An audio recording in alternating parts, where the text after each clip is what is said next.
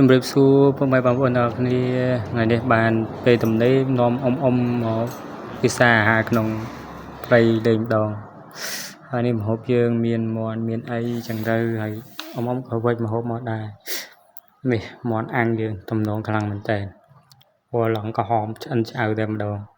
ហើយជាមួយបរិយាកាសក្នុងព្រៃទៀតវាកាន់តែអែមចឹងហើយផ្សែងហុយមកយើងហូបនៅក្នុងព្រៃអញ្ចឹង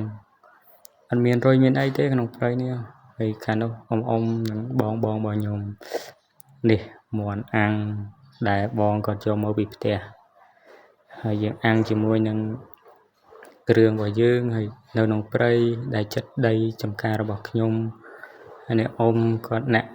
អាំងគឺហោមហឿនដល់ផ្សែងហុយទំនងនឹកការគ្រាកន្លងពេលចង្ហូបអញ្ចឹងទៅវាប្លែកម្យ៉ាងដែរអញ្ចឹងណាពុកម៉ែបងប្អូនហើយអ៊ំគាត់ឃើញហើយមាត់បរិយស្លឹកកែចំនួនមុនចាស់មិនភ្លេចរបស់គាត់ទេហើយខាងអ៊ំខាងនោះគាត់នៅចាំហើយអ៊ំនេះប្រែចុះប្រែឡើងឃើញថាចិត្តឆ្អិនដែរ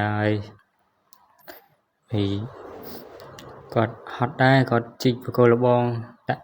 វាយលួសវាយអីអញ្ចឹងណាហើយខ្ញុំនេះមកមើលគាត់ហើយដុតព្រៃដុតអីអញ្ចឹងទៅផ្សែងហុយគាត់ថាអត់អីទេហុយប៉ុណ្ណឹងគាត់អាចទ្រាំទ្របាន